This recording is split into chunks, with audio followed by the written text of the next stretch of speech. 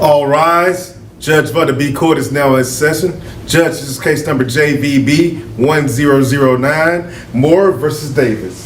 Thank you. Ms. Moore. Okay, thank you. You all may be seated.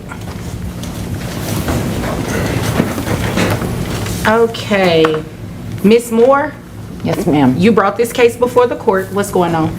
Well, my husband, or I'm sorry, ex-husband, we have a mutually beneficial agreement with our children where he keeps them at night and I keep them during the day. Okay. But my job no longer allows me to stay home with them during the day, and I would like for them to go to daycare now during the day, and he does not want them to. Okay, how old are the children? 2 years and 18 months. Okay, and you already picked out the daycare you want them to go to and everything like that? Yes. How much is it? It is $500 a month $500 for both children? for one child, so it's $1,000 a month for both children. Oh, okay.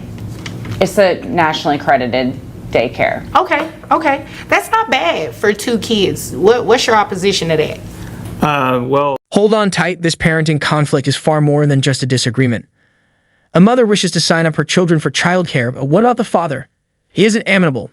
A simple childcare argument devolves into a contentious argument about custody rights, money, and one father's steadfast conviction that daycare is nothing more than a nightmare filled with germs. The worst part is that he has never even been to the daycare he opposes. Judge Bundy intervenes to disprove everything. The mother contends that since she is unable to remain at home, daycare is necessary. The father, meanwhile, maintains that only family members should look after the children. Fundamentally, this is a conflict between stability and control rather than merely logistics. The judge now has to decide in a way that genuinely prioritizes the children. And believe me, there's going to be a significant change in this instance.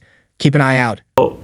I don't think they should be in daycare. I think she should stay with them like we originally planned. I didn't get a chance to check out the daycare. I just would rather them stay with her mom or one of our family members. Okay, did you let him know which daycare?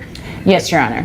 Okay. He was invited to go meet the teachers and do the tour, but he opted not to go. So you did have an opportunity to go? I was invited, but I don't really want my kids in that daycare. I don't want to be in that What's daycare. wrong with the daycare? They're full of germs. For starters, this courtroom is full of germs. Okay, but children germs, they're next level.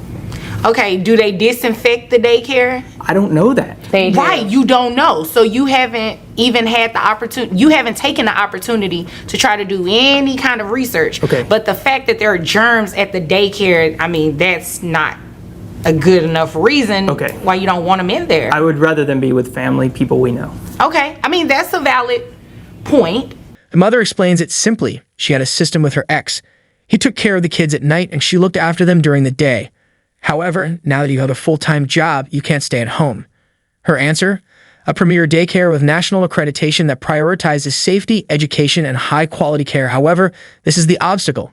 Dad won't even entertain the idea. No compromising, no conversation. Has he also visited the daycare? Not once. Have you looked into its qualifications? Absolutely not. His whole argument? There are a lot of germs in daycares. That's all. Children do, after all, pick up infections everywhere, but to discount the whole daycare program because of that, it seems like a reach. Is this really about germs, a mother begins to wonder? Or is control the problem that might have caused their relationship to fail? What about the judge? She's picking it up quickly. A significant decision is imminent as this matter reaches a boiling point. This is far from over, so stay tuned. Your Honor, may I say something? Yes. I'm a doctor. I'm around germs all day. This is one reason that we did not work out. It's a big problem. My ex-husband is a germaphobe, and he feels like if the children aren't kept in a bubble basically all day, that something terrible is going to happen to them. But that's no reason. That's no way for these kids to live. And I have to go save lives every day, while he just sits in his living room, hermetically sealed off living room. That's dramatic. Well, it's not that dramatic. What's dramatic is he wouldn't even show up for this tour at the daycare so he could see that it is a clean daycare. It's nationally accredited. Also, our children would have loved to have seen you. Okay, look, with all due respect, I don't even want to be in this courtroom, Your Honor. I can understand that. Sometimes I don't want to be here. I don't want to be here. So, I Yeah, mean, but I'm here. I'm here for the kids, and The father is now presenting his case, and he isn't holding back because he doesn't trust childcare. He believes that family care is the only secure choice because it is not subject to the alleged germ hazards of daycare facilities. The main issue is that he has never set foot in the daycare that he strongly opposes. He hasn't even seen it, so how can he disregard it? The actual twist then appears. The mother reveals a more serious problem than merely refuting his claim. His fixation with cleanliness strained their connection as a whole and wasn't just a parenting style. And based on his uncompromising attitude, she may be right. He tries to protect the children from any danger. But that isn't how life is. The magistrate, she refuses to believe the paranoia. She destroys his argument rather than merely pointing out flaws in it. She tells him that germs are present everywhere, even in the courtroom where they are currently standing. Exaggerated worries cannot be used as an excuse to reject a well-run, accredited childcare. One thing is brutally obvious as the case progresses. He is aware that his argument is failing. I would prefer if they weren't in a daycare, if they were at someone, one of our family members, where we can give them special instructions on cleaning and what the children need to stay healthy. well, I definitely understand, and I agree. In a lot of cases, it is good for the children to be around a family member and everything like that. However, age 2 years old, and what was the other age? 18 months. 18 months. I mean, it's nothing wrong with them going to school already. You do want them to start learning a lot of things. You just do. There are some things that you guys are not going to be able to teach them at home. Not that you can't, it's just you may not have the time to do it.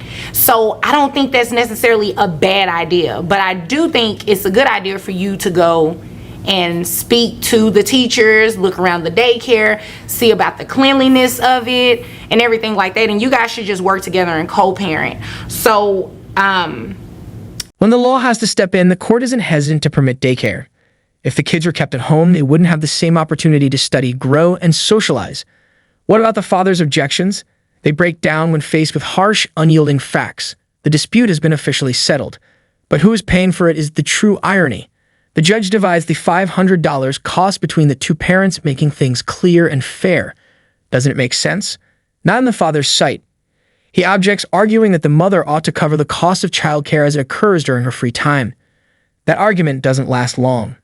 The court terminates it right away, making it clear that if he wants to dispute this, child support estimates would be examined once more. What if that happens? He may end up owing even more than $500 a month. Reality quickly creeps up on him, and he abruptly pulls back. The court moves forward, and the ruling is still in force. the agreement is just going to stand what it is. You guys keep doing your agreement where you have your time with the children, and you keep rotating like that. Nobody should pay child support in this type of situation. But what I will do to make sure that daycare does get paid is that you guys split it. So $1,000, you pay $500, you pay $500, and it's going to go through the Attorney General of Texas. And that's just the best way to do it, because that at least ensures that the children's daycare is paid for month to month. Okay, but now I'm paying for the daycare that I don't want them to go to, and I have them at night. She's supposed to be responsible for the day. If they were in night care, I would pay for it, and I just don't see how this is fair. She makes 3 times as much money as I do. Right, but you guys have been splitting the children, right? You've been splitting the children, and it's not a bad idea. And honestly, that's a very reasonable cost for 2 children at a daycare, because a lot of times, especially the younger a child is, the 18-month-old, it could be more expensive than that. And I think that's fair. Or, I could base, let me see, how much money you make a year? Let's see. Your document says $62,000? Yes, ma'am. Would you like for me to base child support that you pay her off of $62,000 a year? Because I can assure you it will be more than $500. Then no. Okay, well, in that case, is there anything further between either No, of you? Your Honor. Thank you. That'll be all? That'll be all from you? Okay, where you all are dismissed. And with that, the judicial system fulfills its purpose. Even if the father may have objected to childcare, the children's best interests always come first. The judge made it plain that the welfare of the children was the main consideration in this decision, not the wishes of the parents. And daycare was the obvious choice in this instance. Fairness won out when it came to price with a 50-50 split. The father resisted, but the odds were against him. The judge didn't mince words. If he continued to argue, child support would be determined, which would probably make his financial situation even worse. With no other choice, he was forced to give in. That's how justice operates. This case makes a clear statement. Shared custody is about cooperation, not control. Reality cannot be altered by a parent's emotional anxieties. And when reasoning and fear clash in the courtroom, rationality always prevails.